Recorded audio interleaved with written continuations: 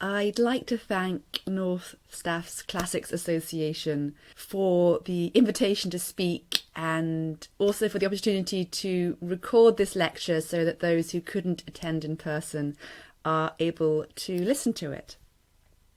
The talk that I will be giving is on the price of Roman peace and provincial engagement with the Pax Romana.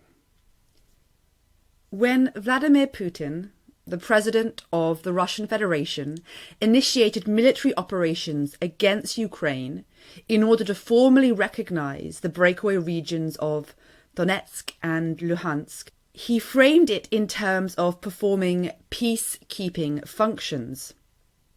What followed, as we know, was a violation of international law and military strikes against a civilian population. Media outlets were quick to correct any application of the language of peacekeeping they had previously accepted, and here you can see Reuters' tweet that is correcting the language of peacekeepers that they had previously engaged with. As Paul Williams outlines on his piece here from IPI Global Observatory on Putin's peacekeepers, the use by Russian forces of simulative peacekeeping, that is, military operations with various legal underpinnings but not United Nations mandates, has been observed since the 1990s. The rhetoric of peace has been used to present and perform military operations in post-Soviet space as international peace operations in conflict areas. Such presentations of military force as a measure to keep the peace are not new, but serve to underline the rhetorical function of peace as a justification and legitimization for violence. A justification emphatically critiqued in Tacitus's famous phrase. To steal, murder, seize, they call empire, imperium, by false names. And where they create an emptiness or a desert, they call it peace, pax. Words that seem ever more relevant in relation to the current war in Ukraine. Now, these words are part of a much longer speech which Tacitus puts in the mouth of a Caledonian chieftain in his account of the invasion of Scotland under the forces of his father-in-law, Agricola, in AD 83 to 84. Indeed, the lead-up to this famous quotation provides further context for how Roman power and violence against other communities and nations could be perceived, and that Tacitus could write as a potential critique of Roman imperialism, even though his father-in-law would deliver his own speech, and the resulting battle would see a decisive Roman victory and the deaths of some 10,000 Caledonians. The passage is here reappropriated and almost used verbatim in an episode of Doctor Who. Let me tell you about the Romans. They are the robbers of this world. When they've thieved everything on land, they'll rob the sea. If their enemies are rich, they'll take all they have. If their enemies are poor, they'll make slaves of them. Their work is robbery, slaughter, plunder. They do this work and they call it empire. They make deserts and they call it peace. In what follows, I would like to offer some insight into how the framework of Roman power was presented legally, socially, and culturally to its subjects, and how these subjects in turn engaged with the concept and language of the Pax Romana, Roman peace, as a means of positioning themselves within that framework of Roman power. I will also raise the issue of to what extent Rome's empire as Pax Romana, as Roman peace, was in any way ethical or just. The notion and meaning of peace is in many respects elusive. Whilst it can be understood as standing in opposition to war, this hardly grasps the full application of the term. Peace, John Gittings stressed in his 2012 book, The Glorious Art of Peace, From the Iliad to Iraq, far from being the mere absence of war, is rather a dynamic process encompassing different discourses, dependent on the social and cultural settings. As he states here, the concept of peace remains open and no culture has a monopoly on its definition. Despite this caveat on the open definition of peace, Gittings finds little place for a discussion of Roman peace in his analysis of ancient peace. Indeed, he focuses more on ancient Greece and China. Now, certainly Roman notions of peace may, in the initial consideration, seem to carry strong overtones of military conquest in relation to foreign external affairs, and have little correlation to what we might consider modern Western understandings as something that indicates tranquility and freedom from suffering, a concept perhaps far more akin to the ancient Greek term eirene, which also means peace. Roman pax, Roman peace, is perhaps best understood as something that is ostensibly negotiated, as a pact, P-A-C-T, which not only encompasses the act of agreement, but also the state of being achieved through the establishment of contracts between two opposing parties. It is also clear that for Rome, peace was something that the victor bestowed or granted to the defeated. It was never something Rome itself wanted to be actively seeking from an opponent. Here we have an extract from Livy's history where he is putting a speech in the mouth of Zeuxis, an envoy to the Syrian king, addressing the Roman general Scipio. "We ask of you, Romans, through what offering we can expiate the mistake of our king and obtain peace and forgiveness from you, the victors. Always with the greatest spirit you have given pardon to conquered kings and peoples. How much more great and more placatory ought you to be in this victory which has made you masters of the world?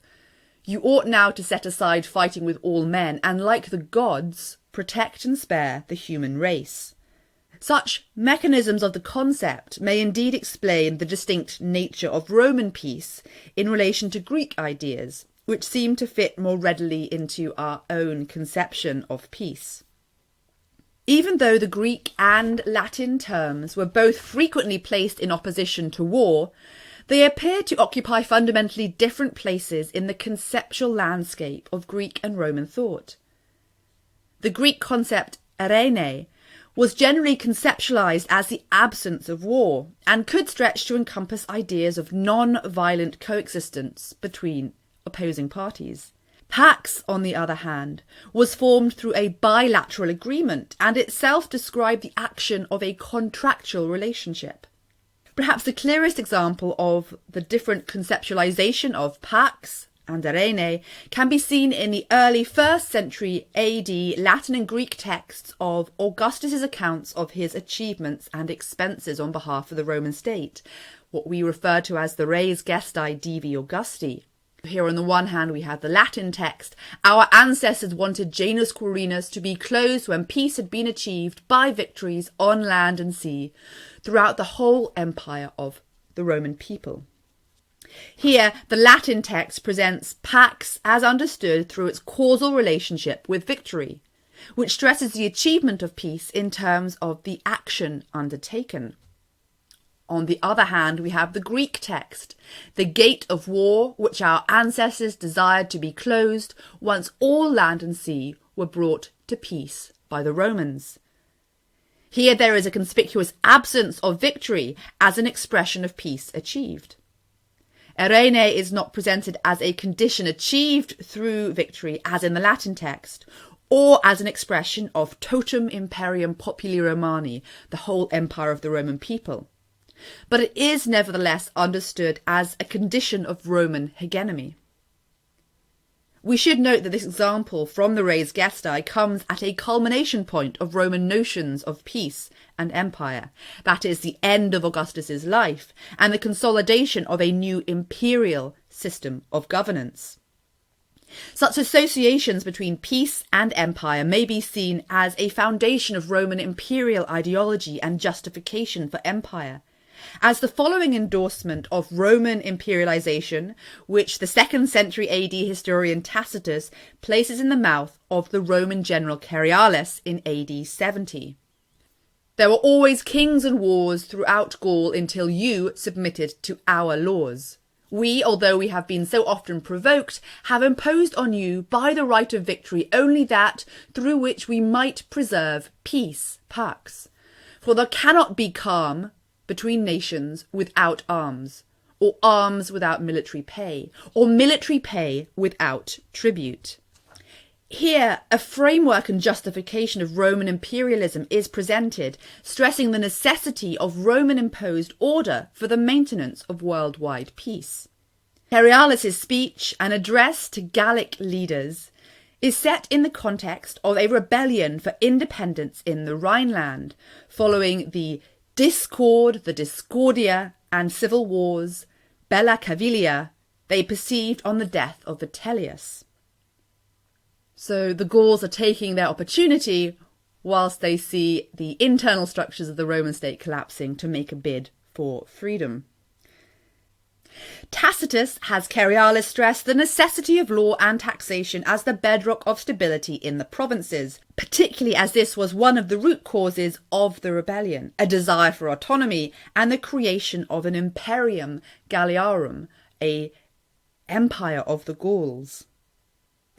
Earlier in Tacitus's account, another Roman commander, Volculla, had also stressed that it was due to Galba's tax concessions that the Gauls became hostile to Rome and thought of revolting for independence. The deified Julius and the deified Augustus better understood the spirit of the Gauls. Galba's acts and the reduction of tribute have inspired them with a hostile spirit. Now they are enemies because the burden of their servitude is light. When we have despoiled and stripped them, they will be friends. Rome's message in this context is clear. The taxation of the provinces was what enabled the preservation of internal stability and maintained the framework of empire, which gave Gaul access to Rome's protection. In the speech of Cerealis we've previously seen, Tacitus also hints at the interconnectivity of empire as a mutually beneficial and dependent state of being. By the fortune and discipline of 800 years, this framework of empire has sustained. And the Latin here, compages, the act of binding together, conveys a sense of the construction or a network of empire. As such, Tacitus's presentation appears to offer a standard message of imperial justification, which foregrounds peace as the overarching value of the Roman Empire to all who participated in it. Such a rhetoric would seem to encapsulate the idea of the Pax Romana as a specifically imperial notion, operating only in relation to empire, to imperium. Here the benefits of imperial rule are paid for, once again, by taxes. Now this imperial building rhetoric was not, however, merely a product of the imperial system which evolved under Augustus at the end of the 1st century BC. Even though scholarship often frames the Pax Romana as a period of unprecedented peace and stability from Augustus to Marcus Aurelius, perhaps in large part thanks to Edward Gibbon's framing of the Antonine Age in the 2nd century AD as, and I quote, the period in the history of the world during which the condition of the human race was most happy and prosperous. In fact, universal peace, as an embodiment of imperial power, can be traced back to at least the mid-1st century BC. The fragments of a Roman law concerning the sacred island of Delos, which is just here, a law passed in 58 BCE, provides insight into the emerging imperial language of peace in the Republican period. The fragmentary inscription, which was found on Mykonos, so an island close to Delos, provides first the Latin statute, followed by a Greek translation, which only survives in very fragmentary first 4 lines. The law, passed by the consuls of 58 Aulus Gabinius and Lucius Calpurnius Piso, provided immunity to Delos and associated areas in the wake of the settlement of Asia Minor by Pompey the Great. The restoration of Delos's status as free and exempt from taxation is explicitly presented as resting on the eradication of piracy in the Mediterranean since the passing of Galbinius's earlier law in 67, which granted command to Pompey the Great to oversee the monitoring of the seas. The law also goes on to contextualise the restoration of tax immunity as a return to a state of normality that it had existed prior to the Mithridatic Wars. Mithridates, the king of Pontus, which is here in Asia Minor, had been at war with Rome in the eastern Mediterranean for the better part of 20 years, on and off. During this period, Delos, and there again we can see where Delos is, particularly here in relation to the Pontic kingdom, twice suffered capture and looting by Mithridates' forces. The ability to remove the threat of piracy from commercial and trading communities, as well as finally ending Mithridates' control of the eastern Mediterranean, lies behind Rome's actions as a benevolent imperial power. The restoration of a pre-Mithridatic setting in respect to Delos's tax and custom status is, in effect, presented as the product of Rome's imperium, Rome's empire. This is most explicitly and emphatically stated in the following lines. It is consonant with the dignity and the majesty, the majestas, the greatness of the Roman people, now that the res publica, now that the state has been most gloriously administrated, its empire, its imperium increased, and peace established throughout the world, for the most noble and most holy island to be returned to the immortal gods, and for the whole island to be free. And for any of you who read Latin, those three statements are conveyed in Latin in the ablative absolute. Now, if we are looking for Rome's mission statement, we might need look no further. Pompey's successful reorganisation and administration of the eastern Mediterranean justifies the claim to an increase in Rome's imperium, which itself served to bring peace, both as the termination of conflict and the state of stability achieved for the orbis terrarum, for the whole world. Or, to put it another way, conferral of peace throughout the whole world, which in Delos's particular case meant the return to a status of tax immunity, is proof of the extent of Rome's power. We should note, however, that despite the fiscal favours bestowed on Delos by the law of 58 BC, the geographer Strabo, writing over 50 years later, states that the island never revived itself as a thriving commercial centre. Nevertheless, contained in the phrase "Pace per orbem terrarum confecta," peace established throughout the world, is the idea of Rome's imperial ability to procure stability for and to oversee the administration of the entirety of the Mediterranean. An acknowledgement by communities in the eastern Mediterranean and Asia Minor of Pompey the Great's role as their new benefactor, as the one responsible for bringing stability after war, is expressed through a number of inscriptions honouring the Roman general. These often name Pompey as Soter, saviour, Euergetes, benefactor, patron, and even Ctistes, founder. Pompeiopolis, a city founded and named after Pompey, also celebrates the rights, asylum, freedom and autonomy of the city under his patronage.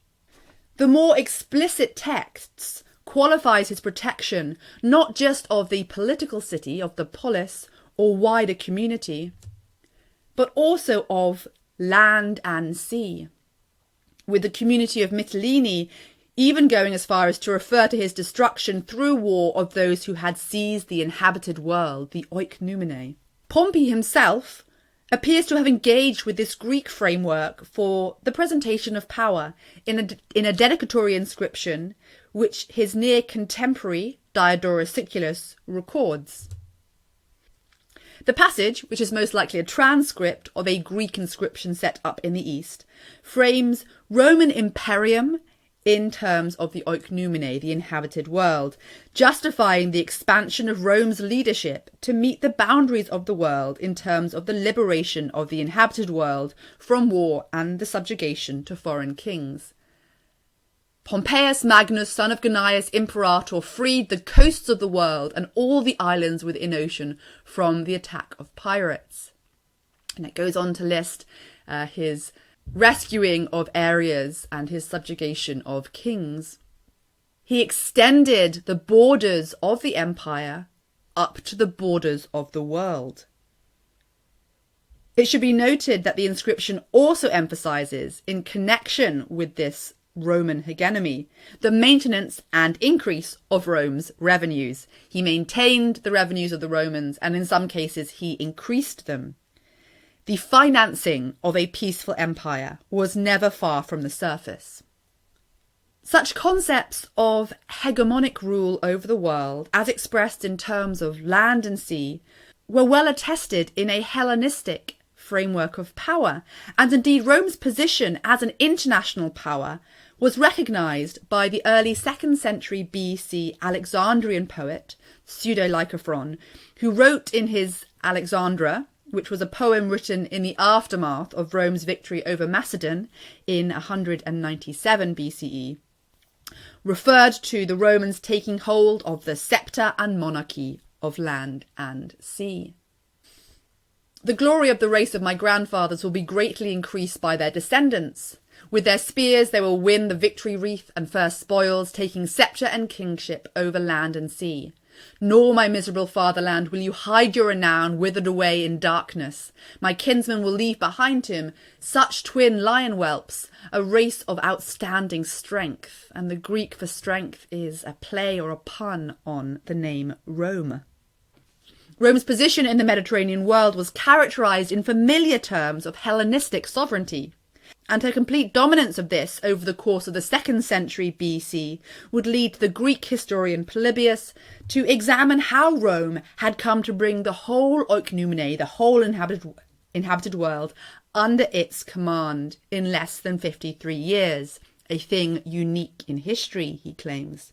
Rome itself absorbed the language of control over land and sea and the known world into its self-presentation and interactions with other communities, most notably in expressing the extent and reach of alliances and friendships.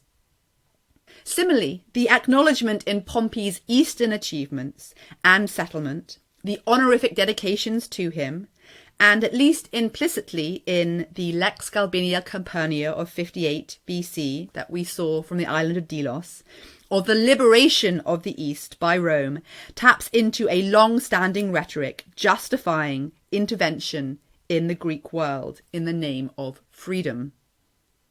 Whilst this concept of liberation is not exactly parallel to Rome's own theory of justum bellum, of a just war, these two concepts of what we might think of as empire in action were concomitant, both serving to illustrate and communicate to different audiences the Roman ideals of imperialism, as we see expressed by Cicero in his De Officiis.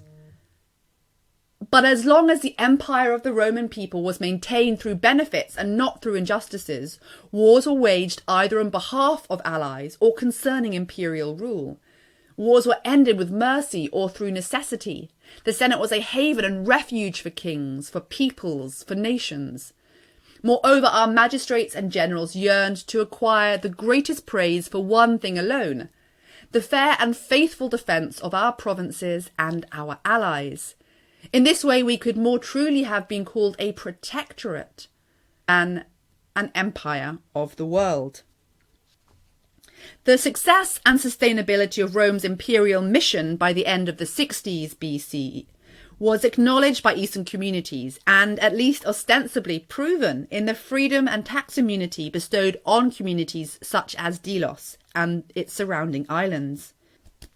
Indeed, that the bilingual law was found on Mykonos might suggest local decisions as regards the publication and dissemination of the law's precepts, in order to set up tangible proof of their status, particularly in relation to any subsequent auctioning of tax contracts and the guarding of the public corn. Of course, the publication of the statute also served as ostensible acceptance of Rome's claim to universal peace as a justification for imperial control. And as far as I'm aware, this law is the earliest association in the epigraphic record, so in inscriptions, of Pax and Imperium. Without an extant Greek version of this text, we only have, as I said, the first 4 lines. We are left to hypothesize exactly how the Latin phrase parce per orbem terrarum, confecta, peace established throughout the whole world, was rendered to a Greek-speaking audience. However, even if we assume an explicit reference to the Greek term erene as a product of Rome's imperium over the world, there is no extant evidence that demonstrates this concept was taken up and perpetuated by provincials. As the slightly earlier honorific inscriptions to Pompey show, imperial powers were indeed commemorated, but the terminology used operated within a well-established Hellenistic city-state framework, so saviour founders and benefactors. Neither is there any real further evidence for an explicit Roman proliferation of pax as a tool of imperial rule. Now, this might in part be due to the disruption that the Roman civil wars had from the end of the 50s to 30 BC, and an intensification on discourse and debates about the nature of the res publica, the Roman state, wherein pax became a relevant part of the discussion. Only once the Roman state was stabilised after civil wars was the rhetoric of imperial peace firmly promoted. Without going into detail as regards Rome's deification of abstract ideas or worship of abstract thought, it is enough here to stress that while concepts such as concord, loyalty, hope, safety, good fortune, and so on received cult at Rome early on, there was no cult to pax, to peace, prior to Augustus. Here we see a coin from 44, which is the first explicit appearance of pax, here spelt P-A-X-S, as a personification on the coinage. This is no confirmation of cult worship, although it does point to the contemporary political relevance of the concept at a point when civil war was nominally ended, and illustrates the growing politicisation of pax in the discourse of internal stability. So we have pax on one side and 2 joined hands on the other side of the coin. Nevertheless, the use of peace as a framework for expressing imperial power, although evident in that law from Delos, only appears to have been properly disseminated through the Mediterranean with the gradual development of the imperial system under Augustus. Augustus's own statements of peace as an achievement of empire are clearly articulated in his victory inscription at Nicopolis, which was set up after the Battle of Actium, where he claims to have achieved peace by land and sea. His final records of his achievements in the Res Gestae that we've previously seen, and monuments such as the Ara Pacis Augusti, the Altar of Augustan Peace. What I want to explore in what remains is to what extent we can observe an explicit engagement with the Roman discourse of imperial peace, or Pax Augusta, Augustan peace, as a new formation of Roman peace strongly associated with the person of the emperor, in the provinces, and whether this implies an acceptance of the framework. Between the very end of the 1st century BC and the first decade of the 1st century AD, the provincial assembly, the koinon of Greek cities of Asia, issued a decree honouring Augustus, setting up religious festivals under the leadership of a high priest to the cult of Roma and Augustus at Pergamon, and disseminating information throughout the province. The copy we have here was from Halicarnassus and dates to after 2 BC.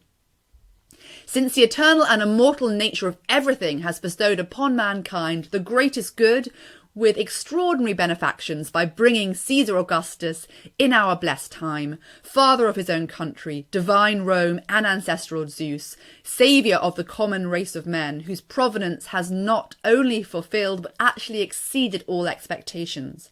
For land and sea are at peace, and the cities flourish with good order, concord and prosperity.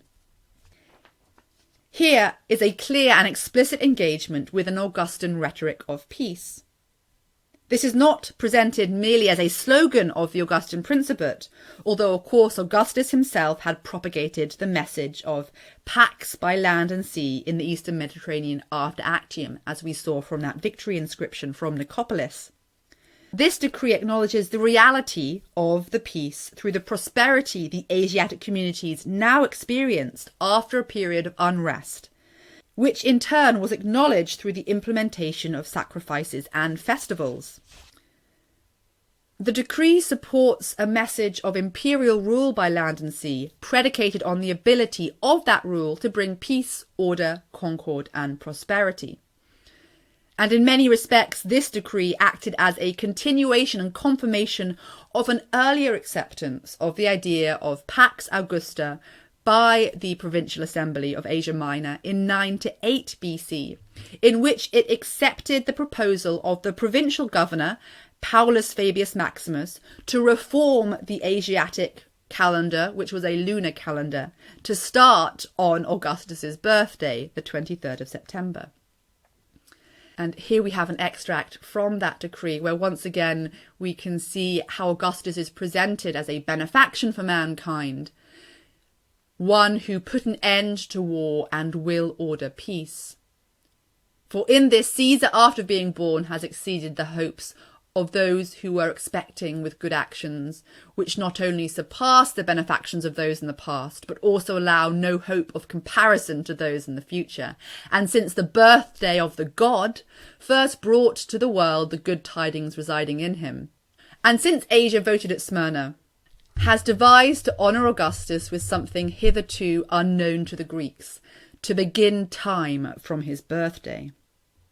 These two decrees by the Assembly of Asia Minor illustrate the explicit engagement with an idea of Roman world order expressed through the terminology of peace, or in Greek, eirene. Yet this is not simply a blanket acceptance of Roman power. The decree of the Assembly modified the proconsul's recommendations to start the calendar on Augustus's birthday, regarding the sequence of the last 4 months of the year in order to provide greater synchronicity with the Julian calendar.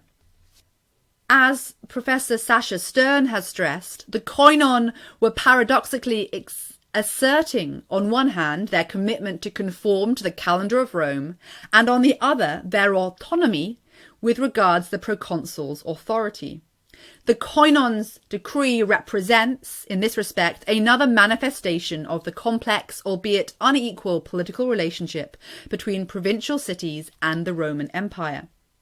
But these small concessions of provincial autonomy should not obscure the fact that the institution of the calendar of Asia was fundamentally an act of submission to the imperial rulers.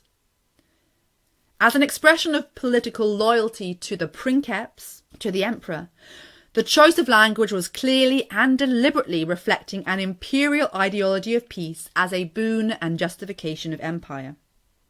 This acceptance of an Augustan idea of peace also filtered down to a local level, as an inscription set up by the demos, by the people of Caesarea Marina in Asia Minor illustrates. The dedication was to Autocrator Kaiser Theos, Imperator Caesar Divos, son of the god Augustus, or Sebastos, as he was called in Greek, translating the concept of the name Augustus, on account of Eirene Sebaste, Augustan peace. It was most likely that this was set up during his lifetime, and indeed the designation of him as Theos, as god or divinity, is in keeping with the engagement with the emperor in Asia Minor during this period. Motivations to engage with a concept intimately bound up with Augustus was also evident in the Western Mediterranean, with dedications to Pax Augusta made both by communities as a whole and also by individuals. So at Praeneste in Italy, we find the local council and people of the colony dedicating 2 altars, one to Pax Augusta and one to Securitas Augusta. The imagery of the near identical altars, decorated on all 4 sides with garlands and ox skulls, though generic, provides a framework for the verbal messages, the distinct language of Roman imperial ideology and values, which was communicated through the inscriptions. At Narbo in southern France, we find a far more personalised interaction with these imperial concepts. Here, a Roman citizen, Titus Domitius Romulus, set up an altar to Pax Augusta, to Augustan peace, after receiving Phoebus, possibly his son, as a freed individual, as a bequest in trust, possibly from his former owner and patron. The thinking is that Titus Domitius Romulus was a slave who was freed and then also receives his own son at that moment of manumission. The iconography of the altar echoes the honours awarded to Augustus by the Senate in 27 BC, in which the doors of his house were publicly clothed with laurels. The civic crown, the oak wreath, which you can see on all 3 of these altars, was fastened above his door, and a golden shield set up in the Julian Senate house. So here you can see the altar from Narbo with the oak wreath. It also has laurel trees on the sides, and 2 altars here from Rome, dedicated to the Lares Augusti, the household gods of Augustus, which similarly bear that oak wreath and the laurel trees. This suggests, on the part of Titus Domitius Romulus, an awareness and engagement with symbols directly associated with the person of Augustus. And it's notable that an individual chose to commemorate what is essentially a change in interpersonal and legal relations through the iconography and language which is more commonly associated with state ideology. Romulus, at least in terms of his public presentation, ostensibly accepts the idea of Pax Augusta as a condition relevant to the manumission of Phoebus. The engagement with an imperial language of peace was not, as we've already seen with the decoration for these altars, solely about a verbal linguistic marker. The dissemination of a visual language more explicitly associated with an imperial and senatorial presentation of Pax Augusta than merely the standard shorthand forms of imperial power illustrates other ways in which provincials may have accepted the Roman rhetoric of peace. Much ink has been spilt over the possible identity of this female figure on the southeast figural panel of the Areopagus, the altar of Augustan peace at Rome. However, for now, I want to leave aside this issue and instead examine a relief panel from Carthage, which provides us with, if not an exact copy, a clear parallel to the relief on the altar of Augustan peace at Rome. As you can see here, the central figure is, in both reliefs, is almost exactly identical. A female figure with 2 babies, with flowers and fruit in her lap, an ox and a sheep underneath her. Although the flanking figures show considerable variation. On the Areopagus panel, the central female figure is seated, holding the 2 babies and accompanied on either side by a female figure with a billowing veil, one riding a swan, the other a ketos, a sea monster. On the Carthage panel, on the right, we have a male figure accompanied by a ketos and dolphin, while on the left, in the upper half of the relief, is a female bust holding a torch and another unidentifiable object. It seems plausible that this female figure, situated as she is in the upper half of the relief and separate from the lower portion, is associated with the heavens, whilst the male figure on the lower right is associated with the sea. So the panel may possibly depict a triad of heaven, earth, being the central female figure, and sea. There is a hierarchical order to the relief, with heaven in the top left corner, earth as a central focus, occupying the full height of the relief, and the Triton filling roughly the bottom 2/3 of the right-hand side. The Carthage relief may well be a presentation of the orbis terrarum, the whole world, focused around a female figure of prosperity and fecundity. Tripartite structure is also apparent on the Areopagus relief, although the display is in many respects far more complex and draws on other allusions besides the concept of the orbis terrarum. Female flanking figures both represent something beyond simply sky and sea, for they both inhabit the aerial plane. They are secondary to the principal figure, yet they are also not placed in opposing hemispheres, but equally in the central zone of the relief, directing the viewer's attention to the principal figure by their faces and their bodies, notably their bent knees and their feet pointing inwards, and also the turn of the sea monster's head to the centre and the swan's wing.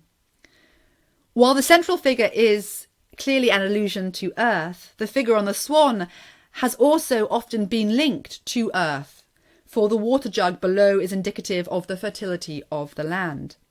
These two aerial figures may then be seen as representations of the salubrious breezes of land and sea that are part of and extended from the central figure as the prosperity of the earth.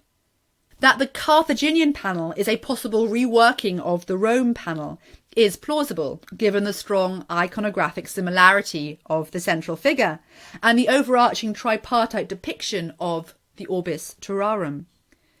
That the Carthage relief is not an exact replica, but a reinterpretation of the relief, suggests a degree of conscious engagement with and adaptation of concepts embodied on the Areopagus relief at Rome. Indeed, it has been argued by scholars that on the Carthage relief, the central figure is Demeter Ceres, assimilated with Carthaginian Tanit, that the male figure is Poseidon, and see the adaptation of the Areopagus relief to fit in with local cult practices. A similar adaptation and reinterpretation of the Areopagus Augusti monument may be seen in another monument from Carthage, an altar dedicated in the early 1st century AD, which was found in the vicinity of a temple building to the gens Augusta, the Augustan family, and a dedication by the Sacerdos Perpetuos, the perpetual priest Hedulus. And this appears to be a further engagement with the concept of Pax Augusta in the context of the worship of Augustus. The altar of Hedulus is decorated with relief panels on all four sides. So we have Apollo seated before a tripod, Aeneas's flight from Troy, a scene of procession and sacrifice, and Roma seated, pro-offering a winged victory to an altar heaped with symbols of prosperity, the cornucopia, Pax, the caduceus, the herald's wand, and the orbis terrarum, the globe.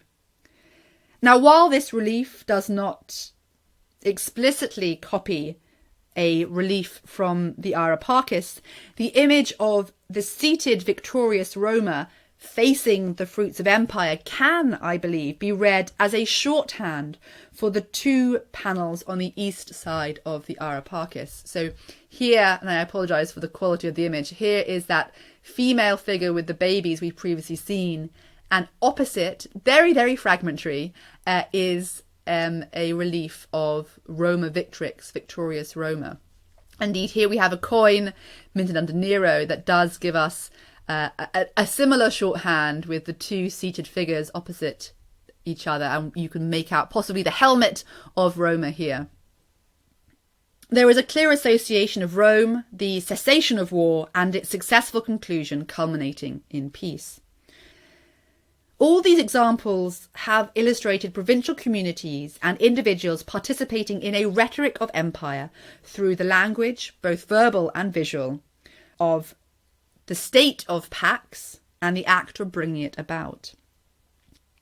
There was an awareness of the language of Pax being an appropriate medium through which to engage with a Roman discourse of power, which had not existed, or not in such an explicit form, in the latter half of the 1st century BC. But if Pax Augusta was a language through which provincials engaged with and reinforced a Roman-constructed framework of imperialism, filtered through a rhetoric of order, stability and peace, what were they in fact buying into, if indeed they were? It is both possibly somewhat ironic and yet also a testimony to the rhetoric versus the practice of empire that one of the consuls of 58 BC, Lucius Calpurnius Piso, who had secured immunity and free tax status for the island of Delos, only a few years later was violently attacked by Cicero in his speech De Provinciis Consulibus concerning the consular provinces, as well as his prosecution speech against Piso in 56 BC for his treatment of the province of Macedonia. I come to the case of the provinces, of which Macedonia, which had long ago been reduced to a state of peace, peccata, by many victories and triumphs, is now so harassed by barbarians who are not allowed to rest in peace, in consequence of the avarice of the late consul, and this is Piso. And so those nations which had given large sums of money to our illustrious commanders to purchase the blessings of peace, in order to be able to replenish their houses which had been thus drained, instead of the peace which they had purchased, have waged against us what is little short of a regular war. Here the concept of the province being peccata, being brought to a state of peace, reflects Cicero's concept of the ideal form of Roman imperialism as a protectorate of its allies and subjects. However, as Miles Levan has stressed, the semantic richness of the language of peace, and particularly the term peccatus, peccata, peccatum, was surely central to the appeal and power of the language of peace in Roman discourse.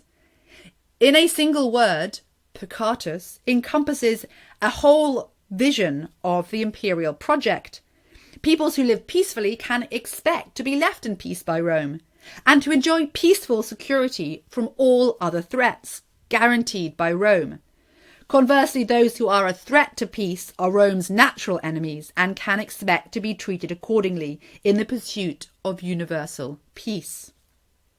The vagueness of the term peccatus allowed a sort of universal application whereby the subjects of empire might present themselves in terms that were participating in empire as opposed to necessarily subjugated to it.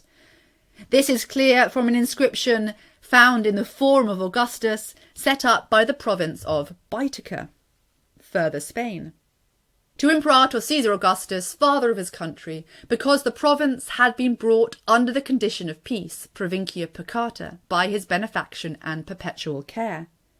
The inscription indicates that the display was intended to illustrate how peace was Augustus's achievement.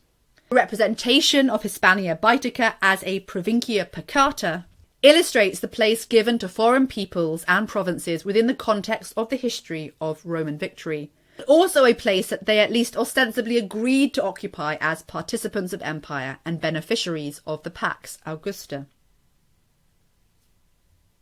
So what can we draw out from this collection of material?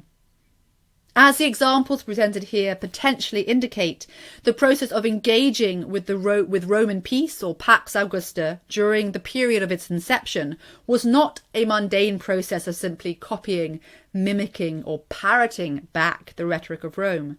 The imperial message was negotiated to the context of the discourse between the peccati, the pacified or those made peaceful, and the princeps and the emperor. It is not without reason or intent that the Greek version of Augustus's Res Gestae is silent on the idea of peace won through victories, conveying a vaguer, perhaps less explicit imperial expression of peace achieved by the Romans over land and sea.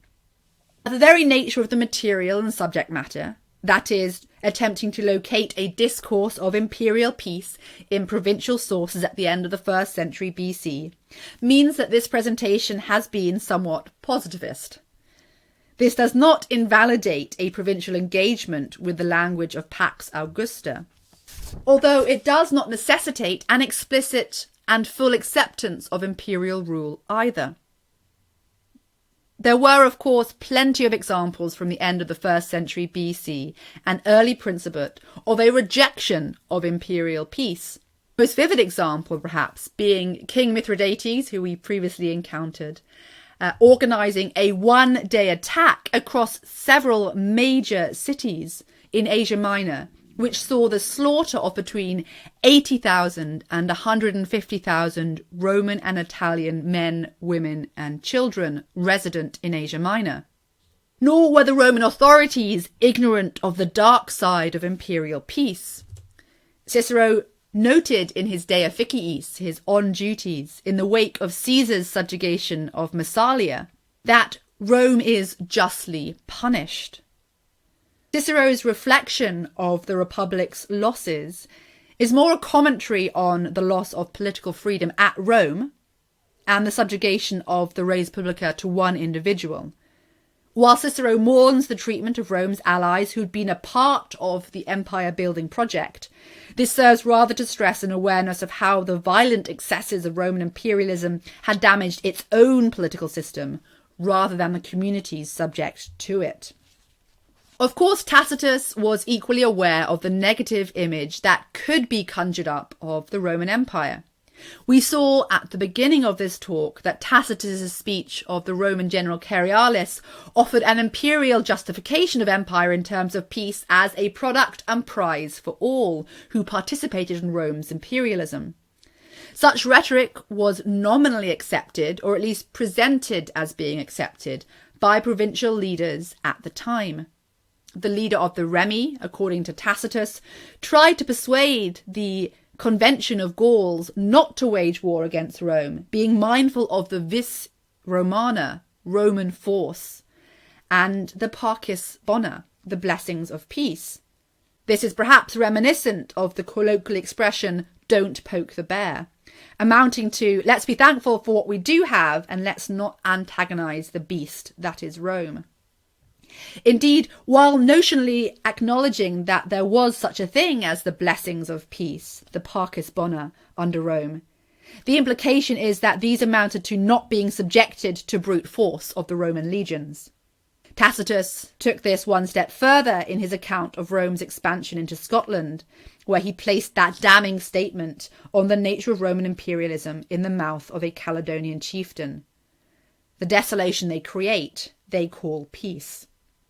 This assessment and critique of Rome's imperial practices illustrates that although peace was purportedly established through the conferral of all power on one individual following the Battle of Actium, the ethical issues of the governance of Rome's empire not only remained, but remained a continual source of potential instability for internal politics of the state.